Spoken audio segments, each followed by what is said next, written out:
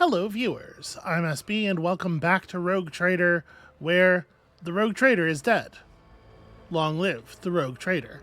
We gotta figure out what happened here and how we're going to make some kind of legal claim to this ship. She basically told me it was mine already, right? Like, that's hopefully gonna stand up for something if we can get everybody else on board to agree to it. So for the moment, we're just looking around here. Oh, that's bad news. More enemies to face judgment. We are truly blessed this day. Okay, but that's like an actual... Oh, no, it's a combat servitor. Okay, I thought for a second that was a Chaos Marine, and I was like, oh, we're fucked. It's like extremely bad. Combat servitor is still not good, but probably more... I wish I could mouse over his buff there. There we go. Okay, its stats are all fucked up because it's already damaged. That's probably important. All right, so let's talk about positioning. Abelard is out here in the open, and that's probably fine. These are all listed as just Heretic Cutthroat. We can kind of see their armament. We got 3 melee weapons and 3 ranged weapons. It looks like we're all bunched up at the front of the initiative order, so it doesn't matter hugely where we stand here because we're going to get to rearrange at the beginning of the first turn, right? My inclination, I think, would be to try to hit them from this side because we can rip these two up real fast and then have the combat servitor kind of between us and the rest of them. So my inclination with Abelard is to like put him over here. Our character, and then ordinarily I wouldn't think to, you know, just have people hanging out like this. But since it is the case that we are, we're gonna get a turn here. Does that mean I want to put myself in a slightly different position? Maybe a little bit more. You know what? She's fine. She's fine. Let's go ahead and kick this off. Okay, so light and medium armor. Armor protects the character from incoming damage. Light and medium armor types are both available to you at the moment. The armor stat indicates what % of incoming damage from an enemy attack it can absorb. The type of armor also influences the chances that the character wearing it will pass a dodge test. The higher the dodge penalty, the lower the chance to dodge an enemy attack. This is all like pretty straightforward, just like read the words kind of stuff. Character in light armor dodges more often but takes more damage when hit. Medium armor absorbs more damage but reduces, Some talents allow characters to use different types of armor more effectively. You have obtained heavy armor. Unlike light and medium armor, heavy armor provides the ability to deflect damage.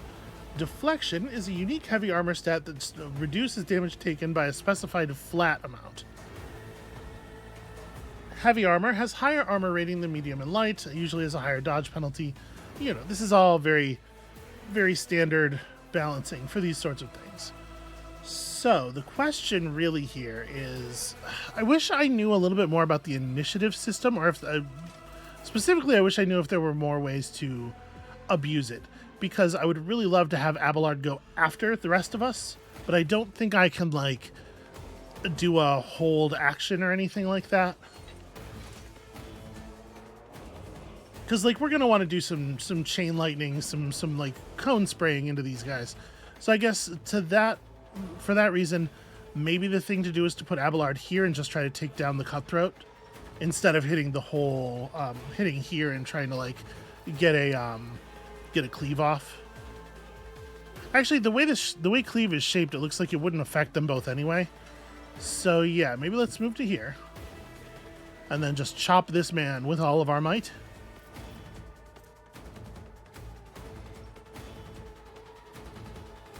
I guess I want to brace for impact first. Oh, if you put up the hologram and then issue an order, it fires the move and then the order. That's a real shame. That's not how I wanted that to go.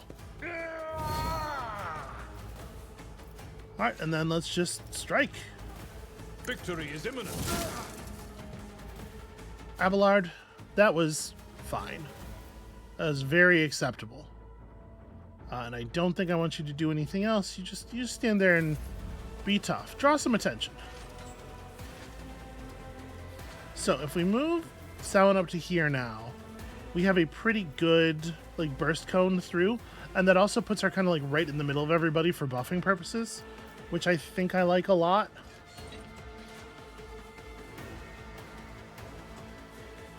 So this costs 2 AP. That costs 1, that costs 0. Movement has no AP cost, right? So I can run to here. Never wavered in the face of adversity. And my attack, my burst attack does cost 2. So I can't use Voice of Command and bring it down and burst fire like I was going to. We're still not like 100% in on momentum yet. I feel like the mechanic has not been explained to us, and so it might not be fully enabled just yet. So my feeling is maybe we worry about that later.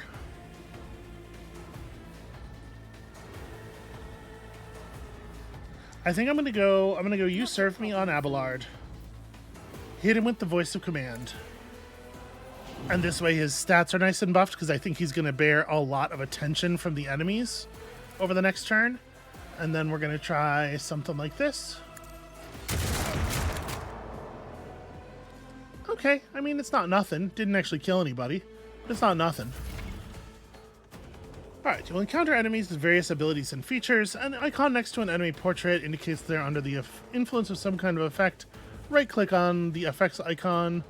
Right-click on the enemy to get to a place where you can do that. Okay. So, is this run and gun time?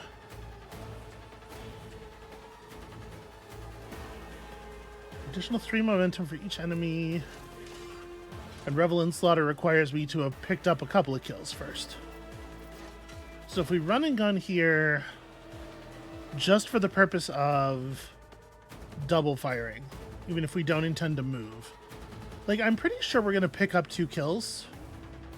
Right? It feels like that's it would be hard to miss. I'll do it.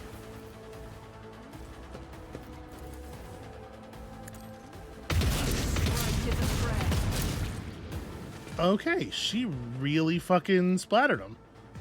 So let's Justice for the weak. revel in our slaughter, leaving us not enough AP for another burst, but we do get to take another real shot. Now the combat servitor, it's looking like he will not be damaged very much by even her attacks, which is a shame. We have real good odds on taking a big piece out of whoever we go after here. I'll do it. Well, you know, real good odds, not the same thing as a guarantee. She's allowed to Furious Recital. Well, whatever. Let's throw some momentum on the momentum bar. Why not? So here's the question. Do I want to separate Adira out a little bit?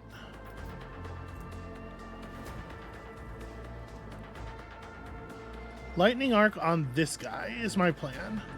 So I'm wondering if we do separate her just to sort of keep the enemies baffled. Because I think Samhain's Forge World stuff only requires 2 allies to be nearby, right? Strength in numbers. 3 or more creatures in a 3-cell radius. Okay, it's just 2 points of resolve, though. It's not like the end of the world.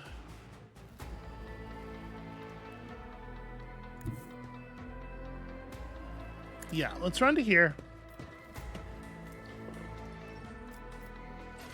I think I'm going to stack up some extra exploits on this dude.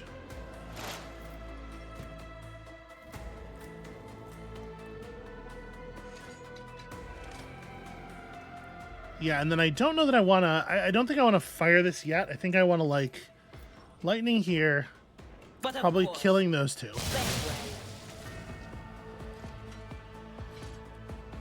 That did spend them. It didn't look like it was going to arc again. I was going to try to build up the exploits a little bit, obviously, and then hit him with an exposed weakness that was going to do a little bit more damage to his defensive stats. I'll Okay. live another day. That was a good dodge. You can get a better understanding of what transpired in combat by checking the combat log. All actions performed by your character, their companions, and enemies are recorded in a combat log at the bottom right corner of the screen. Click on an event or action to learn more about it. Wait, the combat log at the bottom right corner of the screen. Oh, okay, this should be open for sure. I did not realize that was available but closed. Yeah, I don't care for that at all. That needs to be open. Well, I mean, we should just chop this dude, right? I don't know that this is a super complicated turn. I think I just want to cut that guy up. And then... Indeed. You know, we try.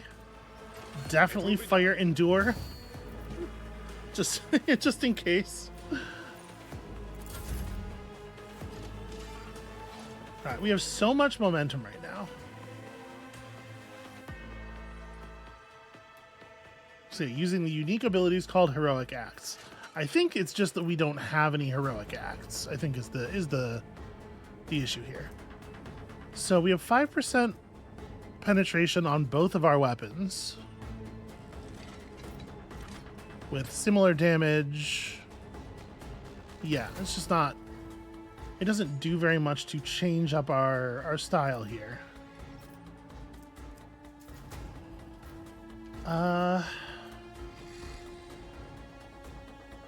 2 AP, no MP.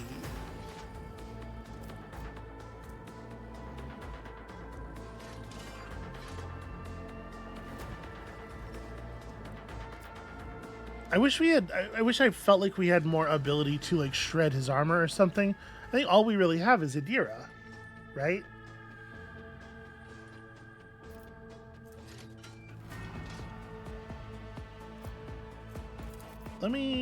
What's the range on these? Suits my purposes.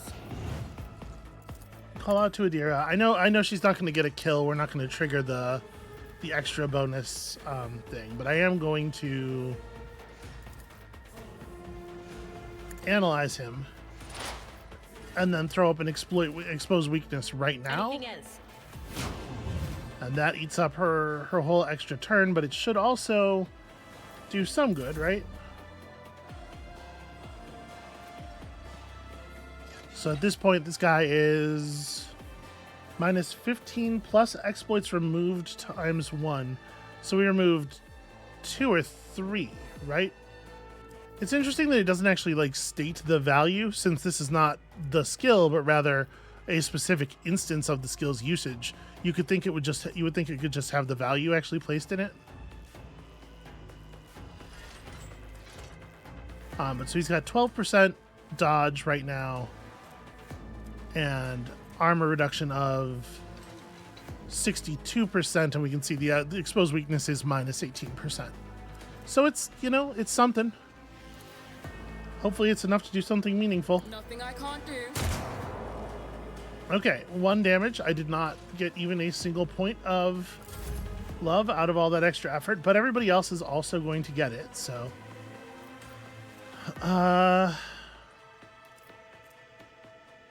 So she's using the Argenta now. If we switch her over to this other thing, it's not really a different weapon. But this, right, with this one she has a sword.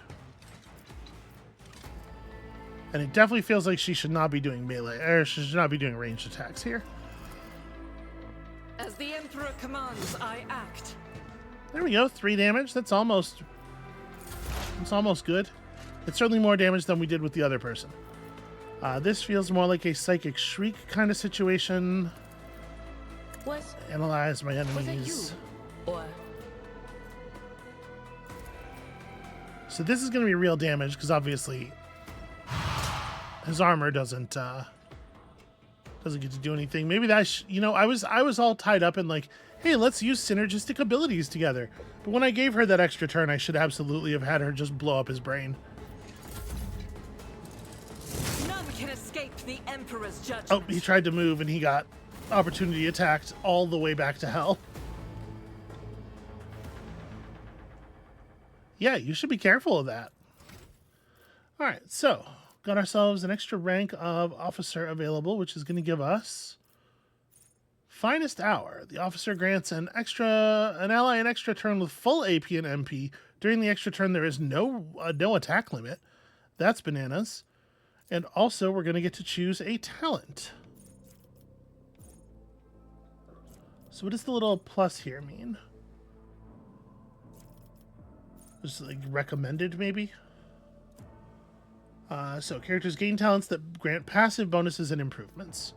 Well, it looks like we're going to have a list to look through with everybody. And I mean, we gotta, right? We'll try to make this quick. Whenever an ally uses a heroic act, that ally gains temporary wounds equal to 10% of their max plus 5. The range of the officer's abilities is increased by 3, except for voice of command, which is increased by 6. Whenever the officer uses an ability on an ally, that ally gains a bonus to their perception and ballistic skill equal to 4. These bonuses stack, but half the stacks are lost at the end of the target's turn. Oh, that's more powerful than I would expect. I would have expected the whole bonus to go away after a turn, but it decays slowly. That's kind of nice. Whenever the officer targets an ally with an ability for the first time in a round, that ally gains temporary wounds.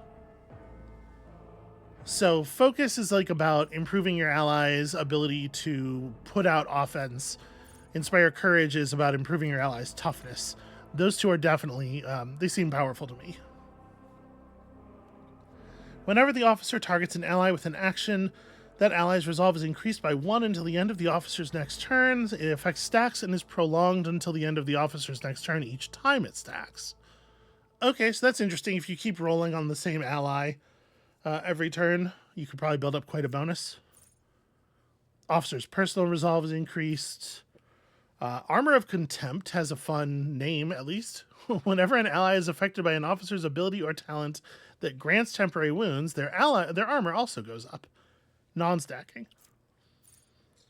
Allies under the effect of the officer's abilities gain a bonus to their weapon skill equal to 7 and will deal plus 4 more damage on attacks of opportunity. Okay, so that's a fun one. If you send somebody like, if we do like kind of the thing we did with Abelard there, where we sent him out specifically to be a sentry, put him in the corner between a couple of enemies and just use him to keep everybody in place. I do like that one as well. Whenever the officer uses Voice of Command or Bring It Down for the first time in combat, this ability costs 1 AP less, so that would let us do an opening turn where we Voice of Command somebody in to Bring It Down and then have a burst. And obviously, if you can take down an extra thing or two on the first turn of combat, that advantage is going to snowball pretty quickly. Whenever a heroic act is used in combat by any character, the officer's next attack costs 0 AP. That's kind of cool. Inspiring Speech. We do not have an Air of Authority, so we cannot improve our Air of Authority. Out of curiosity, what is Air of Authority? This is not actually mouse overable.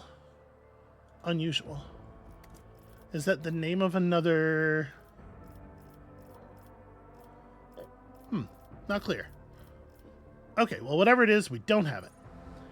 Allies affected by my abilities gain a bonus to all resistance tests.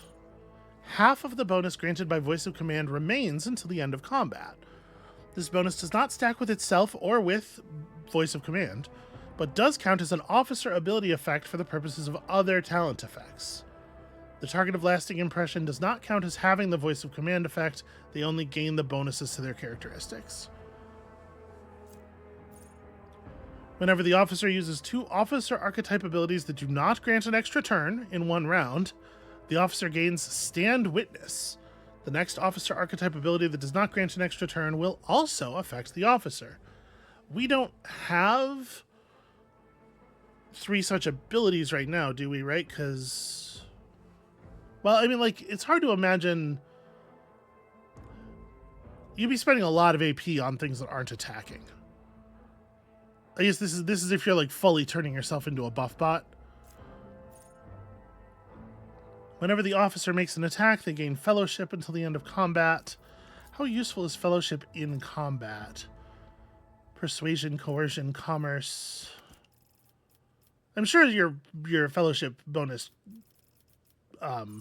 works in some of these, some of the officer stuff somewhere. Whenever the officer uses an ability that grants movement, the officer also gets half that much movement. That's neat. Whenever the officer's ability grants action points to an ally, that ally also gains +1 to all characteristics for every action point gained until the end of combat. That's pretty cool.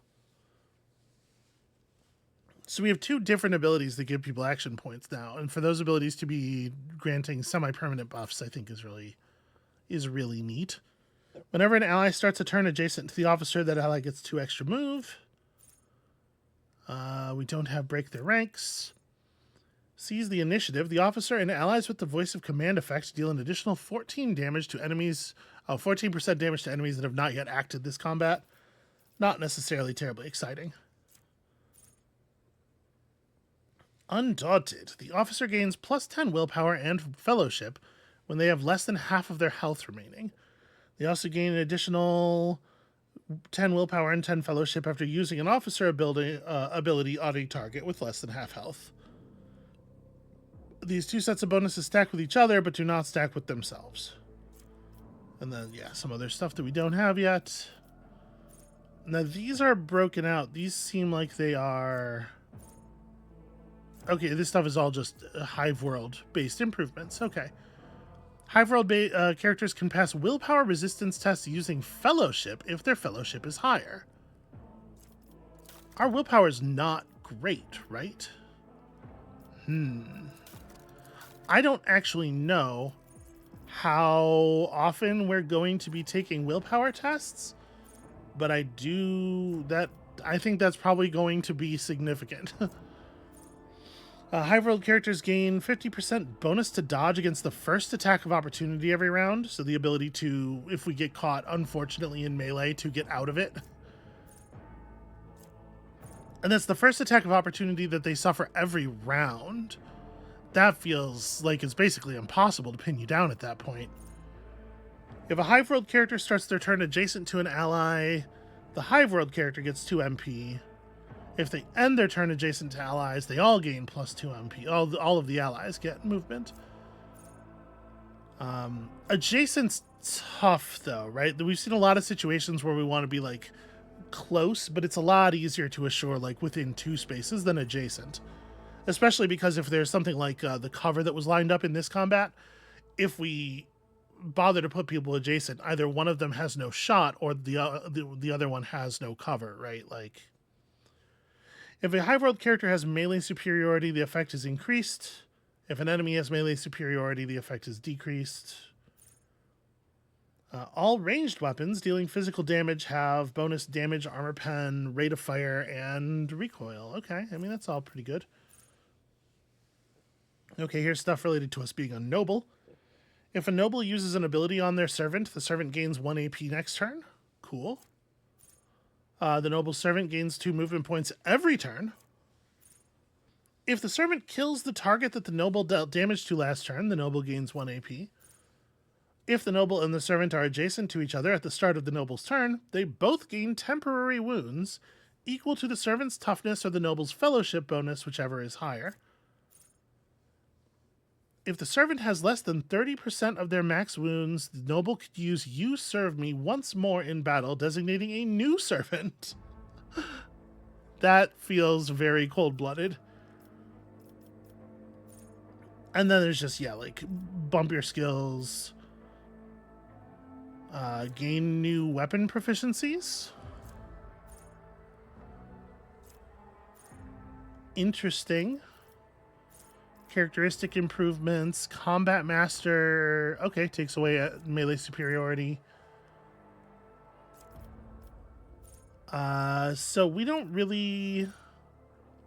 15% bonus to parry. We're hoping not to be in melee combat all that often, right? The first grenade in combat does not spend AP and does not count toward your attack limits. That's really rad.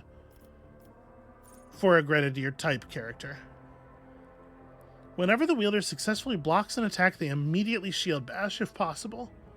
If the wielder makes a counterattack triggered by stalwart defense, the shield bash follows the counterattack. Okay, I mean that seems interesting. Yeah, I don't think we're in a position here where we where I know that we want any kind of proficiency, and it seems like we're going to get to take a talent choice on a lot of upcoming levels. So let's worry about this stuff later. What it is that we can do with our weapons. I think camaraderie, like the fact that we rely on our allies, on the bonds that we have built to help keep us out of trouble, willpower wise, makes a lot of sense for the character, but it might be a thing that we want to like build to. Because I do, you know, it's nice to have weaknesses. The things that your character is bad at tell you a lot more about who that person is than the things that they're good at usually. And there's so many compelling options up here in the top area. I have to say, I think Focus and Inspire Courage are the ones that I'm still finding the most compelling. Bonus to Perception and Ballistic Skill. It's going to mean that I'm going to be aiming my abilities at Abelard less often. But that seems fine. I like Focus. I think we're going to take Focus.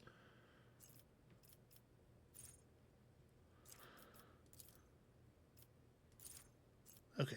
I want this one. Complete. Did that work? It did. Okay. All right, your turn. So you're gaining Daring Breach. The warrior immediately restores all AP and MP and gains +3 movement. They do not lose MP after performing attacks and has no limit. The warrior has no limit on melee weapon attacks this turn. So, yeah, on a setup like we saw at the beginning of this turn, potentially the ability to just kind of like run down the enemy line, hacking people up. Of course, remembering opportunity attacks. All right, so these are unfortunately going to be totally different than the last list, and we're going to have to look at all of them. But it's important to sort of establish this knowledge, right? Whenever an enemy attacks the warrior's next melee attack deals against them deals an additional 5 damage, does not stack, but can be reactivated. The warrior's melee attacks deal an additional 3 damage to enemies that have no allies in adjacent cells. That seems to happen fairly frequently. Desolation probably is mostly on. Warrior's critical damage is increased by 8% against enemies not armed with a melee weapon. If the warrior has below 50% health, they gain plus 13% critical hit chance. Epicenter of Slaughter is a hell of a name. Whenever the warrior is attacked, they gain a stack of Epicenter of Slaughter. At the start of their turn, they gain +1 temporary wound for each stack. Not to exceed 5. And that sticks around until the end of combat. So 5 extra wounds per turn, potentially. Here's a question. Actually, we need to make sure we understand. When a character suffers damage, temporary wounds are deducted first. When a character gains temporary wounds from multiple sources, these temporary wounds do not stack with each other. The character benefits from the source that grants the largest amount. Okay. So, I'm assuming it says multiple sources there, not like repeatedly from the same source. But I'm assuming, you know, if you still have 2 temporary wounds from Epicenter of Slaughter, giving them to you last turn, a new turn starts. You don't get 2 more that stack on top, so you have 4. It just would restore you to 2. Even so, it seems like that is going to, over the course of a long game, that's going to save you an awful lot of healing. +1 damage deflection. Parry chances increased by 25% of their armor. Seems pretty good. Attacks of opportunity deal 22% less damage to the warrior. Movement within range of attacks of opportunity costs 1 MP less. There's so many abilities like this that have... Oh, okay. Anytime the number is in that sort of like bluish, that it's weird because it's like a slightly bolder navy blue. It's kind of hard to tell that it's not black, but it means it's a calculated value, and that's why they're not, simple multiple of 5 type numbers. Okay, Clenched Teeth. The warrior gains 5 damage deflection against the first attack made by every enemy this combat. Area attacks deal an additional +3 damage for each enemy in the area of effect. Not bad, but I imagine health is going to scale to the point where +3 damage is not like so amazing. And the idea is you throw a grenade at like 4 or 5 people and you get this bonus up to double digits, right? When the warrior takes damage, they gain dodge, stacks up to 3 times. Warriors that have not attacked this turn have +20% armor. Charge and slash do not count as attacks. I'm assuming is what is meant by they do not affect this bonus. For the purpose of the thing, obviously. When the warrior uses a single shot attack or a melee attack against a target, the warrior gains +15% armor against attacks made by that target. So this is a good dueling skill, a good skill for like pinning a ranged character who will find it hard to get away from you. We already have Field Medic. Whenever the warrior is hit while under the Endure effect, their damage deflection is increased until their next turn. Damage dealt by charge is a lot. Increased by a lot when the ability is used from a distance of 5 or more cells. When a warrior parries, their next warrior ability costs less. That seems fine. Enemies suffer a 10% penalty to their hit chance with ranged attacks, including area attacks, against the warrior for every enemy in a 1 cell radius around the warrior. So we get to use, our enemies as living, it's called Living Shield for a reason. If there are no enemies adjacent to the warrior at the start of the turn, the warrior's damage is increased by 8 for 1 melee attack. Okay, so again, not necessarily having a good idea of what health scaling is going to look like. This is double our strength bonus. Right now, that seems pretty good, and with it scaling off of our strength bonus, hopefully, the scaling will stay in line. This seems like a really good way to bounce from ranged attacker to ranged attacker. Just chopping up people who can't defend themselves. Charge and push increase the damage of ranged attacks made against affected enemies by 9% until the end of combat. This increases charge distance. Rigorous training allows us to not end the warrior's movement with charge or slash. You are an Imperial World character, so while under 40% wounds, you can get a 10-point bonus to all characteristics and +2 to resolve. If no other character in the current party has the same archetype as this character, the first archetype ability used in each combat costs 1 AP less. It's a little bit less exciting because it is only once per combat.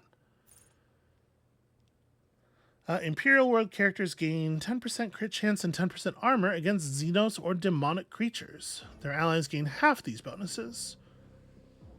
However, Imperial World characters Lore Xenos and Lore Warp are always 0. No heresy. Blessed is the mind too small for knowing things. It's interesting.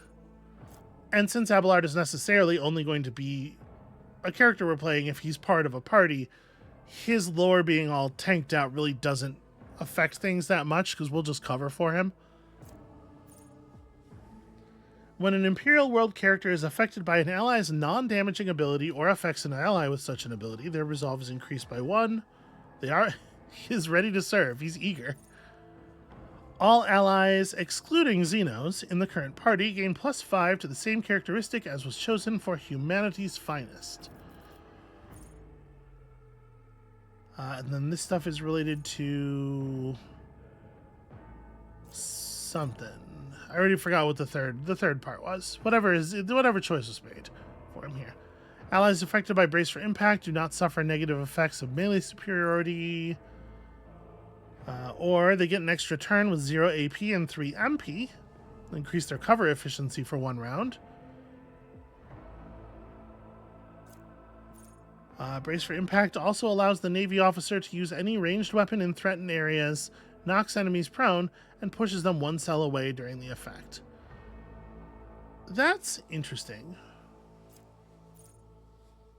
All allies affected by Brace for Impact gain a bonus to cover penetration.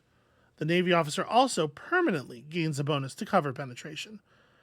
That seems fairly strong. I think cover penetration is going to be less of an issue for this character, obviously, with him being in melee.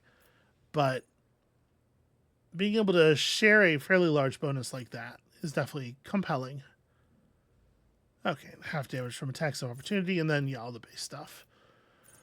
Well, I gotta be honest with you. This time I am feeling a little less focused. I think there are a lot of things that are kind of broadly compelling.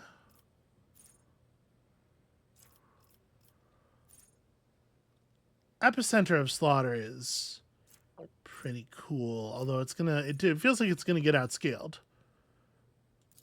Well, hold on. These temporary wounds, this 5 is a calculated value. Okay, it's your toughness bonus. So it'll go up over time. I kind of wish that it was a little clearer that that's...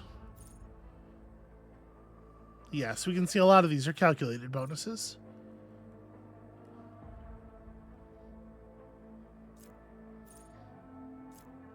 I might take Epicenter of Slaughter or maybe Thick Skin. I feel like so much of what Abelard is about is making it harder for our enemies to get into the shooters, more than he is about actually killing things himself. I'm going to take Thick Skin, I think. All right. 2 left. Sorry, y'all. Dismantling Attack. The operative immediately inflicts 1 exploit on all enemies in combat, then makes a free attack against a target.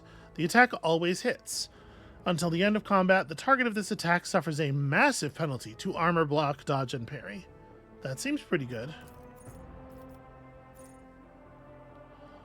Alright, so whenever the operative attacks an enemy that's at full, they take 14% more damage from the attack. Exposed weakness becomes free. That's kind of fine. Whenever the operative triggers an exploit on an enemy, the operative gains +1 damage and 2% armor penetration until the end of combat. Only applies to the first strike or projectile in a burst. But it does stack up. We haven't really seen battles go for very long. It's hard to know what a real fight is going to look like in terms of length. And that's going to determine, I think, a lot of how good Tide of Excellence is. So far, combat has seemed so quick and conclusive that it makes me feel like something like Tide of Excellence wouldn't really have time to show up. Exposed weakness also reduces enemies' toughness and willpower. If the operative attacks a target affected by an exploit from a distance of 11 cells or farther, the attack deals bonus damage. I mean, considerable bonus damage. While the operative's perception bonus is 10 or higher, they gain more AP and ignore enemies' deflection. That's pretty cool. What's your perception bonus right now? +4. Is the bonus always just like divide by 10 round down, basically? It seems like it is, yeah.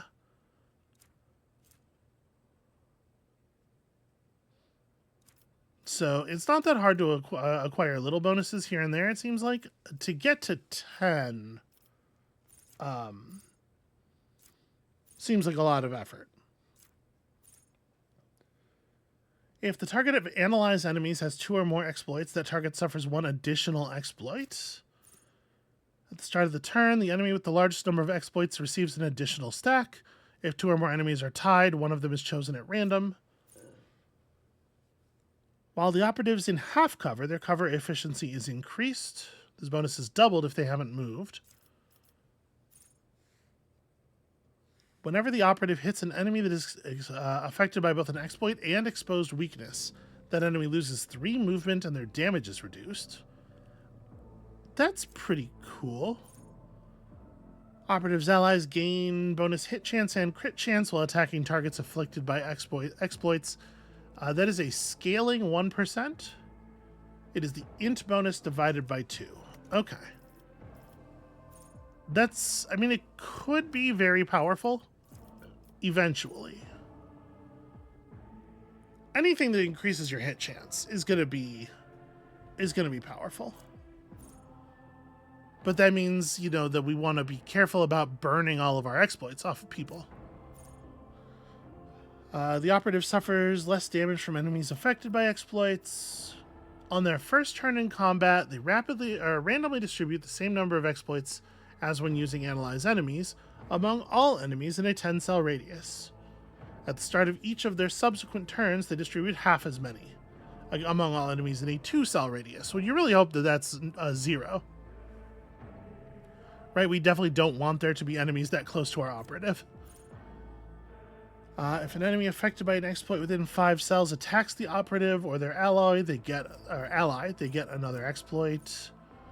If the operative is not moved this turn, they deal more damage with single-shot attacks for every 5 cells between them and the target. And is that int bonus divided by 2 again? Okay. They also gain ballistic skill based on perception.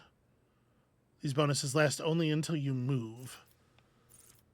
Or uncanny sight. The operative inflicts an exploit even on enemies which are out of the operative's line of sight at the start of the turn. That all seems like fine. At the beginning of every combat, the Psyker's allies gain plus 15% critical hit chance until someone crits. Allies under the effect of at least one psychic power get more armor penetration.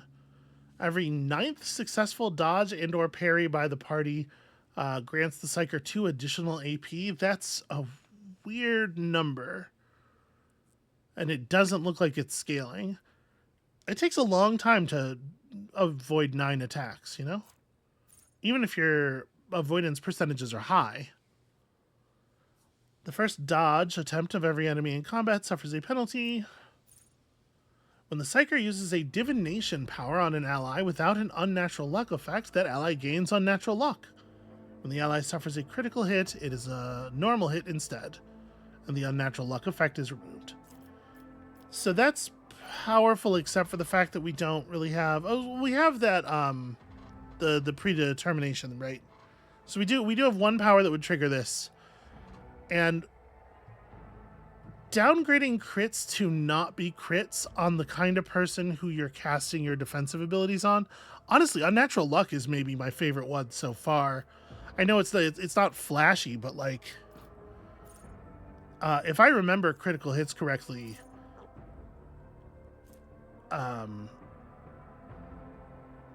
don't actually know this game's system. I absolutely read the book for some Warhammer 40k roleplay at some point, and I remember critical hits being incredibly devastating. So let's see here. In this game, target takes 150% of the normal attack damage. Okay, so they're not nearly as devastating here as I'm remembering. So maybe unnatural luck's not like critical. And then these are spell-related improvements. Every time you deal mental damage from any other source, the target suffers half as much at the end of their next turn. Oh, I love that. Enemies that have taken damage from the Psyker at least once suffer a minus 20 penalty to resistance against the Psyker. Enemies that have failed a willpower resistance test will suffer an additional 6 direct damage every time they suffer mental damage. Anytime an enemy becomes a target of a particular Psyker ability for the first time, this enemy suffers a penalty to their intelligence and perception. And the Psyker's intelligence and perception increase. That's, like, fine. Whenever the Psyker kills an enemy with a psychic power dealing more damage than was necessary, the excess damage overflows to the enemy closest to the target. That's cool. We don't know how often that's really going to be the case, but I bet you could get there if you really try. Enemies that become targets of your powers gain a stacking penalty to their dodge and parry until the end of combat. Obviously pretty good. After every sixth use of a psychic power, all enemies gain a stacking -5 penalty to all characteristics. So very cool, but very slow to build. Enemies suffering from status effects basically take more damage from the Psyker. And then Imperial World bonuses. We've seen these. We know what these are. The first time in combat that an ally becomes the target of the Psyker's psychic power, this ally gains +10 to weapon skill and ballistic skill until the end of combat. Wow. Is that just any... Yeah, any power. Anything that's labeled psychic. But that divination power is, right? Sorry, features maybe? Forewarning? Forewarning is... It is a psychic power, for sure. It affects the veil. That feels huge to me. Blade of Light. Force weapons are better and cooler. Usage of a heroic act by the Psyker decreases veil degradation. That seems like a big deal. We haven't really experienced the negative effects of veil degradation yet, but having a way to sort of let off some of that pressure might be a good idea. Should veil degradation reach 15, the chance to cause psychic phenomena doubles, and perils of the warp may occur anytime a major psychic power is used. Okay. 15's high. After triggering psychic phenomena or perils of the warp the first time each turn, your next power is cheaper. You just go harder, why don't you? While the Psyker is not in the target's line of sight, resistance tests suffer a penalty. That's interesting. All you have to do is be in cover, which you're usually going to be able to do. Whenever the Psyker uses a damaging power on targets that are 6 cells or further away, they suffer an additional... I'm guessing? Ballistic skill. Okay, they suffer an additional ballistic skill damage. Interesting. Psyker's powers that have a range of 2 cells or more have their range increased. I am definitely thinking that the... because it's so easy to just kind of like throw that buff off to the side, advice and guidance feels really good. That's a non-scaling 10, but 10 is considerable. And this is just something like every turn you're going to want to throw up that buff pretty much anyway, right? So like effectively all of your allies just having 10% more weapon skill and ballistic skill. It's not quite that, right? Because it'll take time to spread it around the party, but it seems very, very good. All right, and finally, sorry, this is taking forever, but you get Firearm Mastery. The soldier gains the ability to make a number of extra attacks equal to their weapon's rate of fire, minimum 2, using the weapon attack that normally costs the least AP. These attacks do not spend AP. Until the end of the soldier's turn, their first attack against each new enemy automatically crits. And when you press the button, the soldier immediately reloads their weapon. That seems extremely good. That seems extremely good. Okay, for each adjacent ally, the soldier deals more damage. Is this fellowship-based? Nope, it is raw ballistic skill. Interesting. Cover efficiency is higher. Whenever the soldier deals damage, their critical damage is increased by 1% until the end of combat.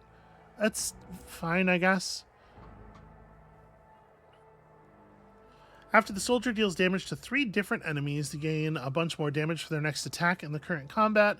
And we have seen that it's not that difficult to fire this up, right? 10 plus 2 times your ballistics bonus. Okay. So it scales pretty well then. Reloading costs less. The first reload in a combat is free. That's interesting. The soldier gains just critical hit chance based on ballistic skill, based on agility. This bonus is doubled against enemies from which the soldier is protected by cover. Oh. Okay, so like... this does seem quite significant, potentially. Each shot fired by the soldier grants them agility till the end of their next turn. Combat Medicae is, improved healing with medkits. We know this one. The soldier's demolition instead of intelligence is used to determine additional damage dealt with ranged area attacks. How do those two things stack up for you? Demolition of 60 versus intelligence of 30. Okay. Deals 5% more damage for every 10 points in demolition, instead of the normal 5% for each 10 points of intelligence.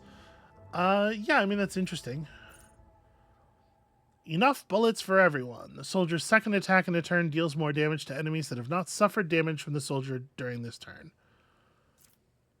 That's kind of cool. So you lead off with a single shot on your running gun and then do the spray or something like that. Or I guess if you do it the other way around.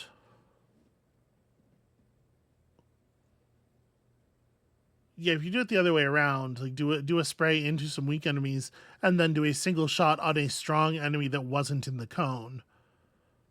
That seems like it could be pretty good. While the soldier has full cover against an enemy, the soldier gains 10% damage against that enemy, and the enemy's attacks deal 20% less damage against the soldier. Okay, that's fine. I mean, it's pretty good. While at full wounds, the soldier has plus 10 ballistic skill and 2 MP. The first hit of each ranged burst attack deals additional damage equal to the weapon's current rate of fire. It's an odd thing for it to scale with. Soldier's area attacks gain armor penetration and ignore some deflection when used against enemies in a 3-cell radius around the soldier. So yeah, real close.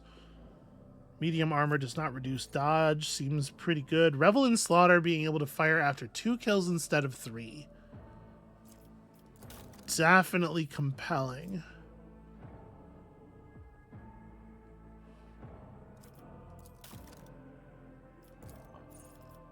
Yeah, for sure compelling.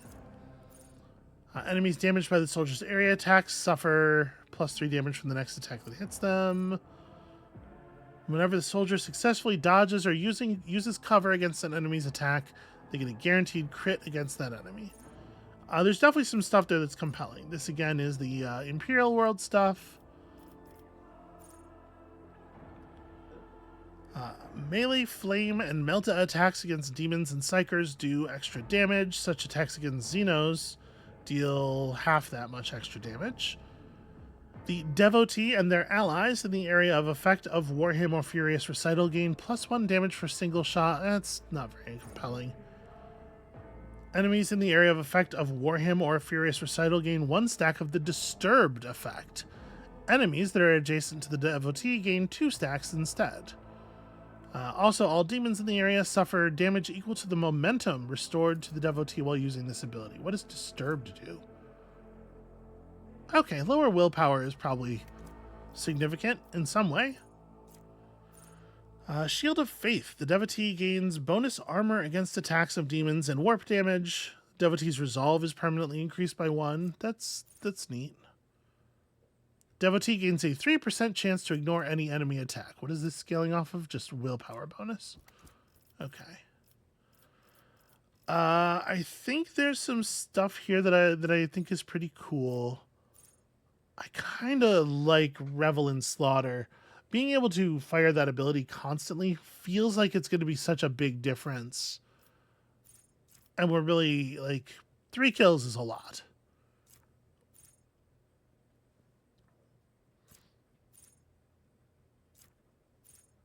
I think I'm going to take Swift Slaughter. I want to be able to use that ability. All right. Sorry about that, y'all. So we don't need to loot people individually, right? We're going to get the stuff off of them automatically, I think. He has a lot of... just give me all that. Let's check here. So if I go to step to the bridge,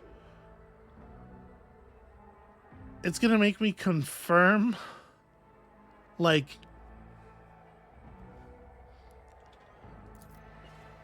Okay, it didn't seem to auto loot the other bodies. So okay, that's a thing I do need to do manually. Why did it show us in that one situation the loot being taken when we left the scene, if that's not going to be how it usually goes? It seems very odd. Well, in any case, we got here the bridge and an entire situation, but I spent like a full 45 minutes reading skill descriptions. So I apologize. I know it seems like we're getting started really slowly here. We'll get through this this opening prologue eventually. There's a lot. There's a lot of mechanics to cover and stuff. So that's going to be it for us for today. Thank you all so much for watching. When you come back next time, we are taking control of this ship, damn it. And we'll see you then.